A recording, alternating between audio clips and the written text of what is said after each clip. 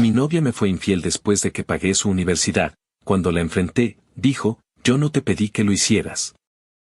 Me llamo Christian, tengo 27 años y trabajo desde hace 5 en una empresa de logística. No es un trabajo perfecto, pero es estable, tengo un sueldo fijo y puedo cubrir mis gastos sin problemas. No vengo de una familia acomodada, así que siempre he sido cuidadoso con el dinero. Aprendí desde joven a no gastar más de lo que puedo y a planificar a largo plazo. Conocí a Maggie hace 3 años, cuando ella tenía 21. Nos presentó un amigo en común en una reunión pequeña. Desde el primer momento me llamó la atención su forma de hablar, su entusiasmo y la manera en que parecía vivir todo con intensidad. Ella estudiaba actuación en una escuela privada y soñaba con dedicarse al teatro y al cine. Yo, en cambio, siempre he sido más práctico. Aún así, sentí que nos complementábamos bien. Al inicio de la relación todo fue bastante normal. Salíamos los fines de semana, hablábamos todos los días y poco a poco nos fuimos conociendo mejor. No vivimos juntos, cada uno tiene su propio espacio. Ella vive con una compañera de la escuela y yo solo, en un departamento pequeño cerca de mi trabajo. Un año después de empezar a salir, Maggie me contó que tenía problemas para pagar la universidad. Su familia la ayudaba hasta donde podía, pero no era suficiente, y ella no tenía un trabajo fijo porque, según decía, los horarios de la carrera eran muy demandantes. Ensayos, clases, prácticas, presentaciones. Todo cambiaba cada semestre. Nunca me pidió directamente que la ayudara. Fue más bien una conversación larga, en la que me explicó su situación, su miedo a tener que abandonar la carrera y lo mucho que significaba para ella estudiar actuación. Yo la escuché, lo pensé durante varios días y, al final, decidí ayudarla. Aclaré desde el principio que no lo hacía como una obligación ni esperando algo a cambio. Simplemente quería apoyarla porque la quería y porque, en ese momento, podía hacerlo. Empecé a pagarle la universidad completa. La colegiatura no era barata, pero ajusté mis gastos, dejé de darme algunos gustos y prioricé ese pago mensual. Durante un tiempo todo pareció estar bien. Maggie estaba agradecida, o al menos eso parecía. Me hablaba de sus clases, de sus profesores, de las obras que montaban en la escuela. Yo iba a verla cuando tenía presentaciones importantes, aunque muchas veces no entendía del todo ese mundo. Aún así, me gustaba verla feliz. Con el paso de los meses, empecé a notar cambios sutiles en su comportamiento. No fue algo repentino ni evidente. Al principio pensé que solo estaba más ocupada. Comenzó con los ensayos nocturnos. Antes solíamos hablar por teléfono casi todas las noches, aunque fuera unos minutos. De pronto, empezó a decirme que tenía ensayos hasta muy tarde. A veces me escribía para avisar, otras simplemente desaparecía y me respondía al día siguiente diciendo que había llegado agotada y se había dormido. No quise darle demasiada importancia. La actuación, según ella misma decía, requería sacrificios. Aún así, algo me incomodaba. No era exactamente desconfianza, más bien una sensación de distancia creciente. Luego vinieron los cambios en su forma de comunicarse. Sus mensajes se volvieron más cortos. Ya no me contaba detalles de su día como antes. Cuando yo le preguntaba cómo le había ido o qué había hecho en clase, respondía de forma general, sin profundizar. Una noche, después de varios días sin poder hablar bien, le pregunté directamente si todo estaba bien entre nosotros. Me respondió que sí, que solo estaba estresada, que yo debía entender que su carrera no era como un trabajo de oficina y que los horarios podían ser caóticos. Acepté su explicación, aunque la inquietud no desapareció del todo. Con el tiempo, empecé a notar también cambios en su actitud cuando estábamos juntos. Se distraía con el teléfono, se mostraba impaciente y, en ocasiones, parecía ausente. Cuando le hacía algún comentario al respecto, se molestaba y decía que yo estaba exagerando. Una situación en particular me marcó. Una noche quedamos en vernos para cenar. Yo había salido antes del trabajo para llegar a tiempo. La esperé casi una hora y, cuando finalmente llegó, estaba alterada. Dijo que el ensayo se había extendido más de lo previsto y que no había podido avisar antes. Durante la cena estuvo distante, mirando el teléfono constantemente. Cuando le pregunté si pasaba algo, respondió de manera seca que estaba cansada y que no tenía ganas de hablar de problemas. Empecé a sentir que cualquier intento de conversación se convertía en una discusión. Si preguntaba, era controlador. Si no preguntaba, era desinteresado.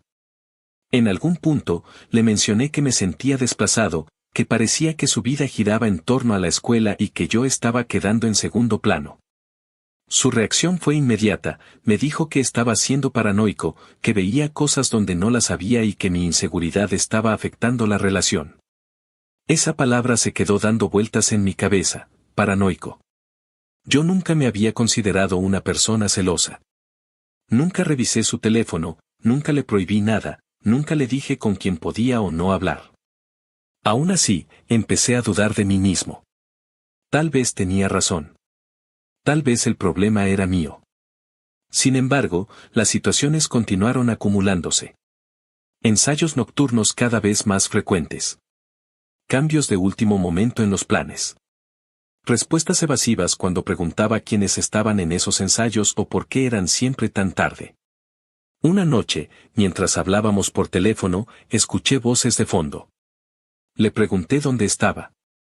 Me dijo que en la escuela, ensayando. Le pregunté por qué había hombres hablando si, según ella, ese día solo ensayaban escenas individuales. Hubo un silencio incómodo antes de que respondiera que yo estaba sacando conclusiones absurdas y que no podía creer que dudara de ella. Colgó molesta. Al día siguiente me escribió diciendo que necesitaba espacio, que se sentía asfixiada y que no podía estar con alguien que desconfiara constantemente. Yo le respondí que no estaba desconfiando sin motivo, que solo quería entender qué estaba pasando. Ella insistió en que todo estaba en mi cabeza. A partir de ahí, empecé a dudar aún más. No solo de ella, sino de mí. Me preguntaba si realmente estaba siendo injusto, si mi apoyo económico me estaba haciendo sentir con derecho a exigir explicaciones, aunque nunca fue mi intención. Solo sabía una cosa, algo había cambiado, y por más que intentaba ignorarlo, la sensación de que me estaban ocultando algo no desaparecía. La duda que llevaba días acumulándose terminó de tomar forma una noche cualquiera, mientras revisaba el teléfono antes de dormir. No estaba buscando nada en particular. Fue una notificación la que llamó mi atención. Maggie había sido etiquetada en una publicación. Entré por simple curiosidad. La imagen mostraba a 4 personas sentadas alrededor de una mesa en lo que claramente parecía un bar. 2 mujeres jóvenes, que reconocí como compañeras suyas de la escuela, y 2 hombres mayores, ambos rondando los 40 años. La iluminación era tenue, típica de un lugar nocturno. Copas sobre la mesa, botellas al fondo, un ambiente que no tenía nada que ver con un ensayo académico. Uno de los hombres tenía el brazo rodeando los hombros de Maggie. Ella estaba inclinada ligeramente hacia él. No sonreía exageradamente, pero su expresión era relajada, cómoda. El texto de la publicación decía simplemente: cita doble. Sentí un nudo en el estómago. Revisé la hora. La publicación llevaba apenas unos minutos en línea. Dudé si reaccionar o escribir algo, pero mientras aún procesaba lo que estaba viendo, la imagen desapareció. La publicación fue eliminada. Refresqué la pantalla varias veces. Ya no estaba. Me quedé mirando el teléfono durante un largo rato. No sabía exactamente qué pensar. No era solo la foto, era todo lo que venía acumulándose desde hacía meses.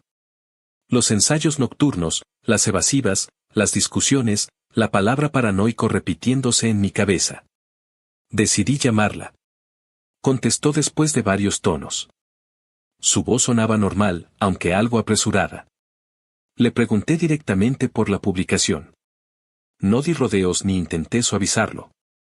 Le describí la foto, el texto y el hecho de que había sido borrada casi de inmediato. Hubo un silencio breve al otro lado de la línea. Luego suspiró y dijo que era una broma. Que una de sus amigas había subido esa foto sin pensar, solo para molestar. Explicó que estaban ensayando y que, después, habían ido un momento a tomar algo cerca de la escuela. Según ella, Nada de eso significaba lo que yo estaba imaginando. Le señalé que la foto no parecía tomada en un lugar cercano a la escuela y que el ambiente era claramente un bar. Ella respondió que yo estaba exagerando otra vez, que veía conspiraciones donde no las había y que estaba cansada de justificarse por cosas sin importancia. Le pregunté quiénes eran los hombres. Dijo que eran conocidos del medio, personas relacionadas con el teatro, que a veces asistían a los ensayos o daban consejos. Insistió en que no había nada extraño y que yo debía confiar en ella. Colgamos con la conversación inconclusa. Ella molesta. Yo inquieto. Esa noche casi no dormí. Por primera vez, la duda dejó de ser una sensación vaga y se convirtió en una sospecha concreta. Algo no cuadraba. La foto, el texto, la rapidez con la que fue eliminada. Todo parecía cuidadosamente improvisado. Al día siguiente, Maggie me escribió para decirme que tendría ensayo esa noche, como de costumbre. Me dijo el nombre del lugar donde supuestamente estarían trabajando hasta tarde. Por primera vez desde que empezaron estas situaciones, tomé una decisión distinta. No intenté convencerla de nada. Decidí intervenir. Después del trabajo, fui directamente a la dirección que ella me había mencionado. Era un edificio antiguo, con un pequeño letrero en la entrada. No parecía una escuela ni un espacio de ensayo. Las luces estaban apagadas. El lugar estaba completamente cerrado. Me quedé observando unos minutos, pensando que tal vez había llegado demasiado temprano. Sin embargo, no se veía ningún movimiento. Un guardia se acercó desde el interior del edificio contiguo y me preguntó si buscaba a alguien. Le expliqué que esperaba a mi novia, que según ella estaba ensayando ahí. El guardia frunció el ceño. Me dijo que ese lugar no abría por la noche. Que no había ensayos nocturnos. Que, de hecho, el edificio llevaba semanas sin actividad porque estaba en remodelación. Le pregunté si estaba seguro. Respondió que sí, que trabajaba ahí desde hacía años y que nunca había habido actividades después del atardecer. Le agradecí y me fui. Mientras caminaba hacia mi auto, sentí una mezcla de enojo, tristeza y una calma extraña. Por primera vez, una pieza encajaba con demasiada claridad. Ya no era solo una impresión. Había una contradicción directa entre lo que ella decía y lo que estaba ocurriendo. Decidí esperar. Esa noche me quedé en casa. Pasaron las horas. Cerca de la medianoche, escuché el sonido de su mensaje avisando que ya iba de regreso. Respondí con algo breve, sin mencionar nada. Cuando llegó a mi departamento, noté de inmediato que estaba alterada. Dejó su bolso en la mesa y empezó a hablar de lo cansada que estaba, de lo agotador que había sido el ensayo, de lo injusto que era que yo siempre dudara de ella. La dejé hablar unos minutos. Luego le pregunté, con calma, dónde había estado exactamente. Repitió la misma versión: ensayo, compañeros, trabajo artístico. Le dije que había ido al lugar. Su expresión cambió por completo. Me preguntó por qué había hecho eso, que intentaba demostrar, porque no confiaba en ella. Su tono pasó rápidamente de la sorpresa al enojo. Me acusó de seguirla, de invadir su privacidad, de comportarme como alguien controlador. Le expliqué lo que el guardia me había dicho. Le dije que ese lugar no abría por la noche, que no había ensayos, que todo lo que me había contado no coincidía con la realidad. Durante unos segundos no dijo nada.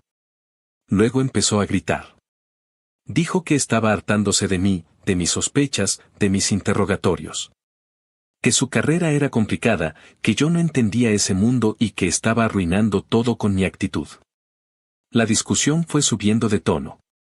Ninguno de los dos gritaba al inicio, pero la tensión se acumuló rápidamente. Yo le pregunté por la foto, por el hombre que la abrazaba, por la publicación borrada. Ella evitaba responder de forma directa, desviando la conversación hacia mis supuestos celos. Finalmente, en medio del enojo, lo dijo. Admitió que había sido infiel. No fue una confesión dramática ni acompañada de lágrimas. Lo dijo casi como si estuviera cansada de esconderlo. Explicó que el hombre de la foto era un productor de teatro. Que tenía contactos, influencia, oportunidades. Que él podía ayudarla a conseguir papeles, a entrar en obras importantes, a avanzar en su carrera. Dijo que no era algo serio, que no significaba que no me quisiera, que solo estaba aprovechando una oportunidad profesional. La miré sin saber qué decir durante unos segundos. Cuando reaccioné, le pregunté cómo había sido capaz de hacer eso después de todo lo que había hecho por ella. Le recordé que llevaba años pagando su universidad, que la había apoyado cuando nadie más podía hacerlo, que había confiado en ella incluso cuando las cosas empezaron a verse extrañas. Su respuesta fue inmediata, fría y directa. Dijo que ella nunca me pidió que lo hiciera. Que pagar su universidad fue una decisión mía. Que no me debía fidelidad por eso. No recuerdo haber levantado la voz al decirlo. De hecho, creo que fue lo más frío que salió de mi boca esa noche. ¿En serio? Le dije. ¿Por un poco de ayuda en tu carrera vendes tu cuerpo? Ella abrió los ojos de golpe, como si no hubiera esperado esa pregunta. Su reacción fue inmediata, casi automática. ¿Qué estás diciendo? Respondió. No es vender mi cuerpo, ¿qué te pasa? ¿Qué crees que soy? ¿Una zorra o qué? La forma en que lo dijo, indignada, como si yo hubiera cruzado una línea invisible, terminó de romper algo dentro de mí. Todo el cansancio acumulado, las dudas, las noches sin dormir, el dinero, el tiempo, la confianza, todo se mezcló en un solo impulso. Justo eso, le respondí. Eso es exactamente lo que creo. Creo que eres una zorra que no puede conseguir un nombre en esa industria por sí misma y tiene que follarse a viejos para que la ayuden. No hubo advertencia. No hubo palabras intermedias. Su mano impactó contra mi cara con fuerza. El sonido seco del golpe llenó el silencio del departamento. Por un segundo no sentí dolor, solo una presión caliente en la mejilla. Me quedé inmóvil, mirándola. Ella respiraba agitada. Sus ojos estaban llenos de rabia, no de culpa. Levantó la mano de nuevo, esta vez con la intención clara de volver a golpearme. Instintivamente, le tomé la muñeca en el aire. No la apreté con fuerza excesiva, pero lo suficiente para detenerla. Nos quedamos así unos segundos. Yo sosteniéndole la mano. Ella forcejeando sin éxito. La miré a los ojos. Me das asco, le dije, despacio.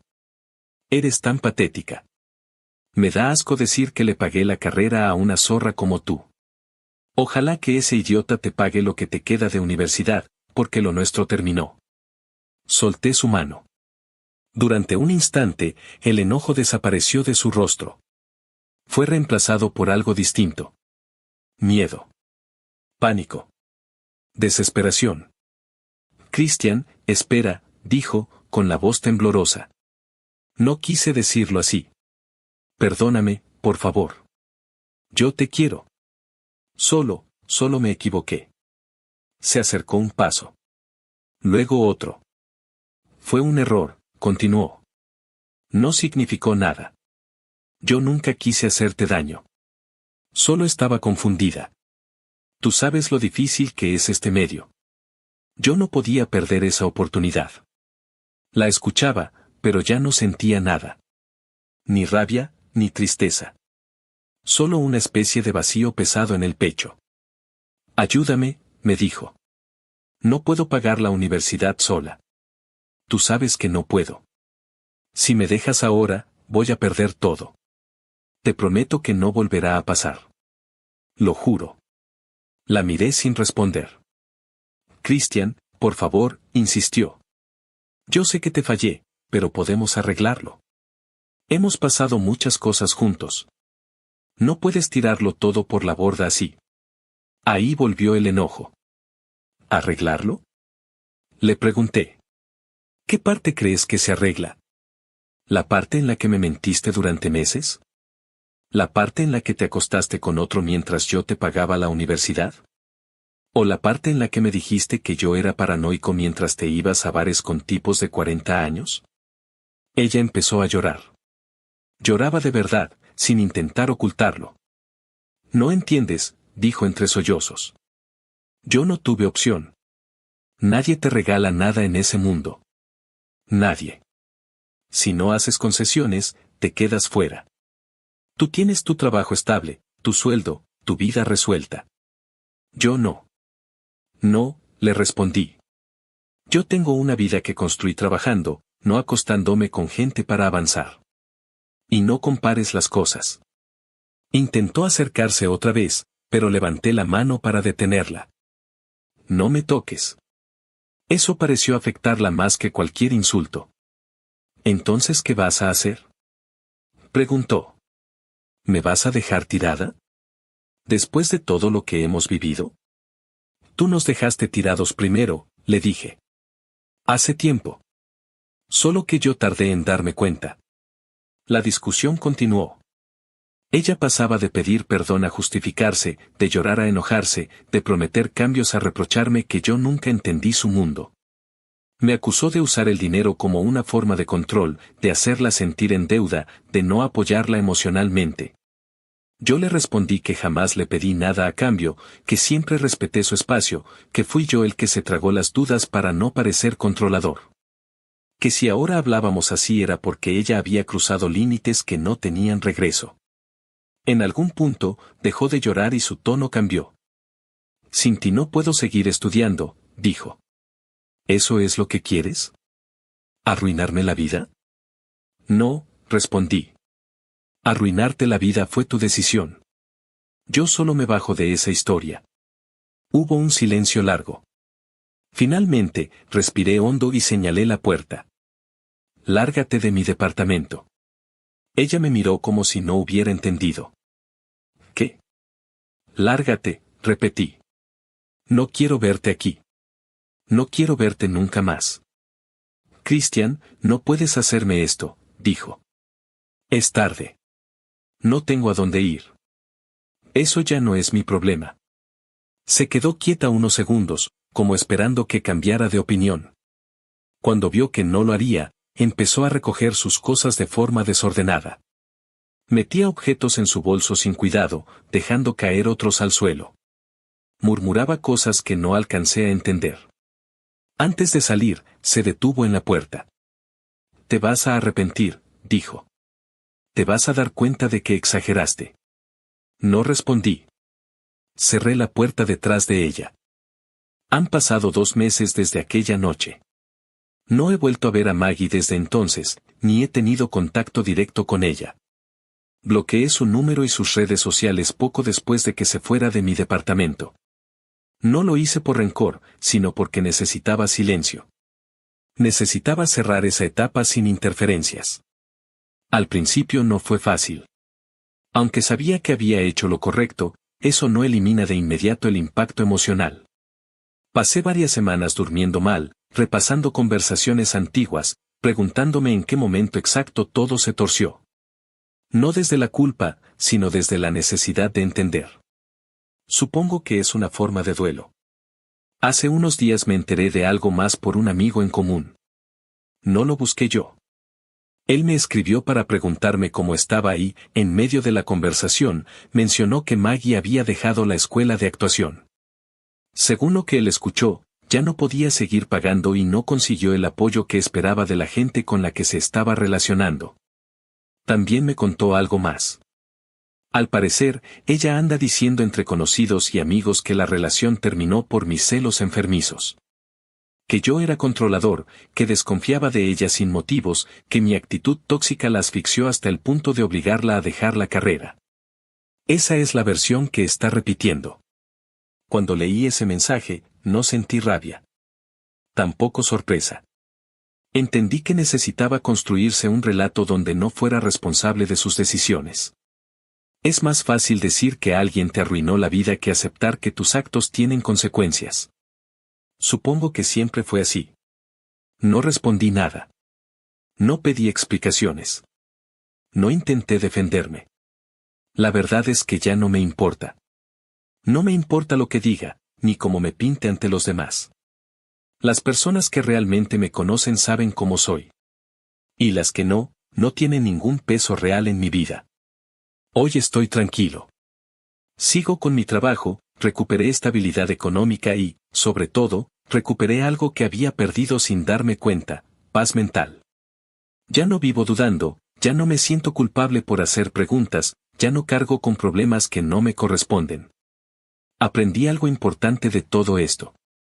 Ayudar a alguien no te convierte en responsable de sus decisiones, pero sí te vuelve vulnerable si ignoras las señales por miedo a perderlo.